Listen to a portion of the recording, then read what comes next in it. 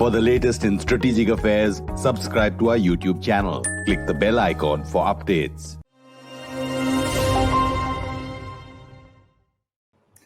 Hello and welcome. You're on StratNews Global.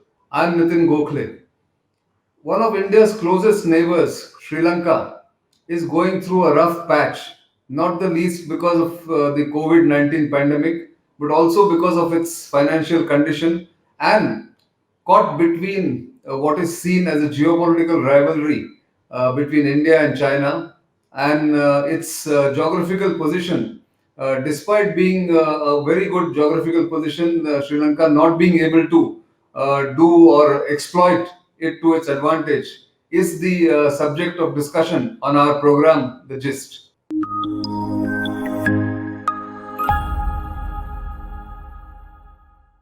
And joining me to discuss Sri Lanka's dilemma or the conundrum that the island faces is someone who has specialized in neighborhood studies, Dr. Sreeradha Datta. She is the center head of neighborhood studies at the Vivekananda International Foundation and, of course, a long-time watcher of the neighborhood and Sri Lanka itself. Dr. Datta, let me start with asking you. You recently wrote a paper on Sri Lanka's Colombo Port City project and the challenges that it poses to India and, of course, to Sri Lanka, because there are several concerns that have been expressed worldwide and particularly in India. If you can give us the basic premise of your paper and why should India be worried about what has happened at the Colombo Port City? Firstly, thanks, Nitin. I'm happy to be here. Coming back to this port city, on paper it looks brilliant. I mean, at this point of time, Sri Lanka needs as much as external, donor funding to take it out of its pretty deep economic issues. And I said, once they get the act together in terms of having a proper tax regime in place, their whole arbitration rules in place, and many other, we've seen how, and let's be clear about this, is of concern, and we've seen in the past how there have been issues about how a particular, external power, and China in this instance has been able to leverage some of these neighbors to do something which is certainly not very, I would say, in India's interest. And I think that's where our main concern is. I mean, if a neighbor has this financial hub in place, and a lot of, and we all know that whether it's the Colombo port, whether all of this, India would be a prime player. I mean, who are they looking at for providing financial service? India would certainly come in handy, and even if you're looking at the port issues. But the problem has been, and there's an outright hostility that India and China are facing, and we've seen what they've been doing in the northern part. And we've seen the double speak. I mean, let's not get into past thing, but I think that's where our concern is. And also, if you look at the particular regime here, the fact that we've got issues of the fishermen, which again, while we did agree and there was an agreement in place, it doesn't necessarily go in India's favor all the time. Also, if you look at the terminal, the eastern terminal that we talked about, where the a tripartite Japan India were working together to put this through, they in the last minute cited public and protest. I agree that there has always been public protest about a lot of these projects in Sri Lanka, and this is not the first time. But there have been public protests about Chinese projects also. They were not cancelled. So in this particular instance, and the timing is very stark. So I think we certainly have certain issues right there, which we've, as bilateral neighbor partners, we've not been able to address. So under those circumstances, when we are examining what China is able to do or planning to do, I think the reservations certainly are pretty much high up there. And I think as I've written there, and I've written in the past, that we need more transparent and frank conversations. Unfortunately, this is not what is happening. We've just had a couple of months ago, our foreign secretary, once this pandemic, the first, I think, meeting was with our foreign minister there in Colombo. But even out of that, we've seen that things, really didn't go the way as we had planned or we had agreed to. So in that instance, I think there is certainly fears and apprehensions about how China would be using them, possibly against Indian interests. True. I think one of the concerns is also about uh, the possible use of military base in the future. Although there has been assurance from Sri Lanka and also some apprehensions. In fact, there was a alarmist headline that had come in one of the newspapers, I think, in India, that China is now just 300 kilometers from Kanyakumari. So, in a way, those concerns are not completely misplaced. But like you said, I think one of the biggest problems at the Colombo Port City project has been since its inception in 2014 has been the lack of transparency. But looking at a larger picture in Sri Lanka, I think given the fact that they couldn't really fully recover from the ravages of the war in 2009 when it ended, the economic woes have continued, and therefore I think there is a combination of, I would say, compulsion as well as some inclination towards China. Would you agree that even India could have done a little more in trying to help Sri Lanka or trying to give them little more concessions? Because there is a complaint in Colombo many a times that one hears about India not treating Sri Lanka the way it treats, say, Bhutan or even Bangladesh. Would you have some thoughts on that? I certainly agree. If you look at their economy just now, I mean, the amount of external debt, which is part of their total public debt, is disproportionately high. I mean, somebody was doing a comparison. For example, if you look at Bangladesh external debt GDP ratio, it's 12%. India's is 19%. Pakistan is 39%, whereas Sri Lanka is 60%. I mean, that's very, very high. Their debt servicing obligations obviously are very high. So, these are challenges that's saying the Sri Lankan, the foreign exchange reserve is not high. It's their whole debt of GDP ratio is beyond 90% last year. So if you look at the ability to replenish has been a challenge, and of course the ability to, and this is not necessarily this particular regime. It's been there, as you mentioned, from the wartime. These economic challenges they've been facing. So it's a regime neutral really, but none of the governments from then onwards have been able to do anything out of the ordinary to actually address it. And if you look at their options, their recent talk with IMF didn't go to all that well.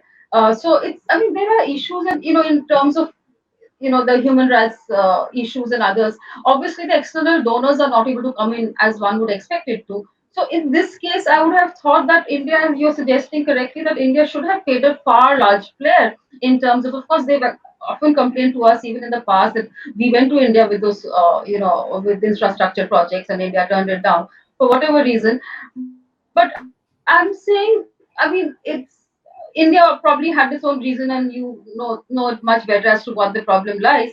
But right now, at this point of time, also I think India could, and India is of course looking at connectivity issues in a large way in the whole region. I mean, sub-region and South Asia. So there is no reason why India should not be able to offer greater support in terms of building, structures and other things which is required at this point of time. Because I mean, we understand that Sri Lanka really is kind of boxed in. There isn't too many people who are going to kind of bail them out at this point of time. So obviously, China comes in very, very handy. And India, as a strong player in the region, should have probably is would have been able to kind of address some of those gaps. I'm not saying they can. I mean, they don't have a bottomless pit, but there's certainly some spaces that India could have been able to address. I think you're right, absolutely. In fact, one of the suggestions I've heard from Colombo is India could persuade its close friends like Japan and Australia and even Singapore to bring in more investment. In fact, in his first interview after becoming president, President Gotabaya Rajapaksa had told me that what he wants, what he desires actually for Sri Lanka is that there should be more investment, not grants or loans, because that has taken the country down. Unfortunately, I think the COVID hit at the wrong time when there were grand plans that Sri Lanka had. Perhaps, and you can actually sort of elaborate a bit more on this. My sense is that Sri Lanka wants India to play a bigger role, not just by giving grants or loans, but also persuading the other Quad members in helping Sri Lanka. Would that work? I mean, should India do that at least? I'm sure India can, and India is in a position to reach out. But I mean, if you look at the Eastern cargo terminal which got cancelled, where Japan was on board with India, and I think Japan India has worked very well. They're working in Bangladesh very effectively. They're working. I mean, they had proposed that they're going to work here. So when that got cancelled, given that background and context, I'm saying there's space for more frank conversations, and I'm not sure that is taking place. There seems to be a gap somewhere. While they've constantly talked about that. I still remember. I think the foreign minister talked about how India first policy was something that they still adhered to, right? But where do you see that if you look at the last 6 months? And again, I mean, I do understand the pandemic issues, but when they want to reach out to others, and they've held back with India, then how does one expect that India is going to, as again, as you mentioned, coordinate the other multilateral players that India is always in conversation with, and is I think would be more than happy to work together. I think a collaboration is something that's very much on the table. But they would also have to evince a greater interest and also show us that they also want to take that step along. Because I mean, whatever little they've done in the last 6 months hasn't sent out the right signals. I mean, that's what I would say. True, I think your line about conversations is something that both sides must work on. That seems to be the key problem at the moment, as I see it. But going forward, Sri Lanka's geographical positions, as I mentioned in my opening remarks, and its ability and the kind of tourism potential it has, plus a salubrious climate where you can set up a lot of financial hubs and services. I think Sri Lanka actually has the potential to become South Asia's Singapore or South Asia's Dubai. But to do that, they will have to have frank conversation with India and, of course, come out of this immediate problem.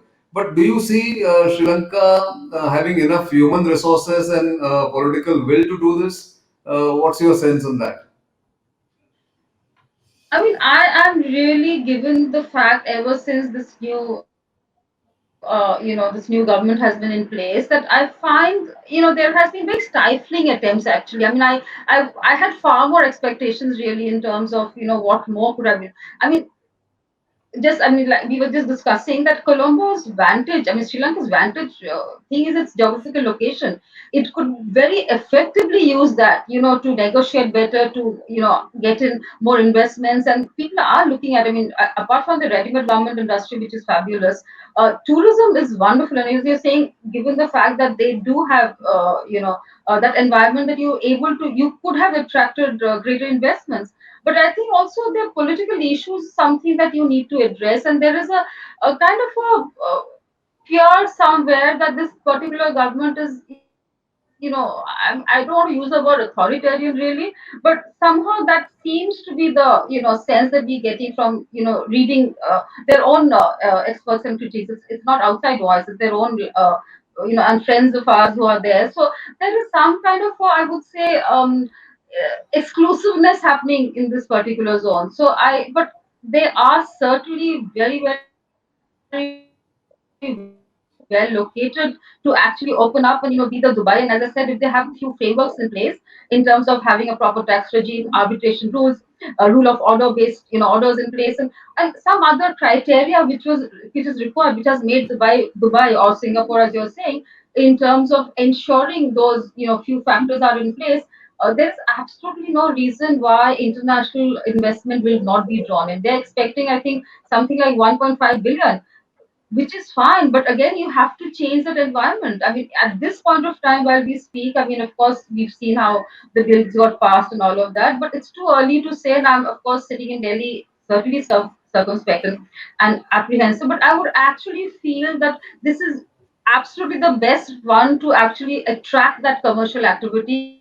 Yes, I think Sri Lanka, geographically is located fabulously, and if this city port that we're discussing, if they're able to have a certain framework in place, which also includes a transparent and a competitive tax regime, a clear arbitration framework, which is important because otherwise you won't have outside people coming in if they're not sure of what is is available there. Of course, an international labor market, which you said, because I don't think they'll be able to do that themselves. They would need outside, but again, you'll have to have a very clear rules and regulation base, and of course, most importantly, a very able and comparative modern infrastructure. I mean, something which, as again we discussed, Dubai and Singapore is able to offer. So, if those are the things, and I'm sure, I mean, there enough. There's been enough thought that is, given behind this particular Colombo City project. It's possible. It's certainly possible that they'll be able to, have a kind of but again, I think a neutral foreign policy at this point of time is important.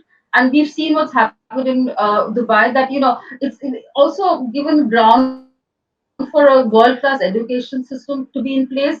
There, of course, and the first criteria, of course, for all this is political and, social stability. I think that is the most important criteria. If that is in place, and the rest of the framework, I think, and I'm sure it'll be able to do what it has in mind. But again, as I'm saying, often we've seen in the past there are few gaps and issues which holds you back, and they're not able to. And then again, India is often proven that, okay, through that we had apprehensions, we didn't address it, but this has happened. But it is certainly possible, if they want, that, a Dubai in South Asia can be built. And I think India would be a strong supporter of that, and also I'm sure in some ways, partner that, not only bilaterally, but also, as you were saying, that, other extra regional players would be more than happy to come in at this point of time. And you put it very well. I think one of the basic requirements Sri Lanka has is to have neutral foreign policy and all the other basic criteria that you mentioned. So the current conundrum that the island is facing is of course very challenging. But let's hope that they can have frank conversation, India and Sri Lanka. And one of India's closest neighbors with a lot of potential, both in bilateral and international relations, Sri Lanka would come out of the current crisis it faces. But somebody like you who watches Sri Lanka would be able to give us much more clarity in coming months once we get an opportunity once again to talk to you. But for the moment, thank you very much for your time and your insights, Dr. Datta. We'll come back to you whenever an opportunity arises again. Thank you. Thank you. Pleasure to be here. So viewers, do keep watching StratNews Global. You know where to reach us. Keep sending feedback, and of course, subscribe to our YouTube channel in large numbers, and do follow us on our various social media handles. We are always here to discuss India's foreign policy, international relations, and strategic issues. The only channel in India which also sort of focuses not just on the neighborhood but also beyond South Asia. That's why our tagline, South Asia and beyond. For the next time, do watch the gist as we play it from Tuesday to Thursday, and of course, all our other programs. For the moment, it's goodbye.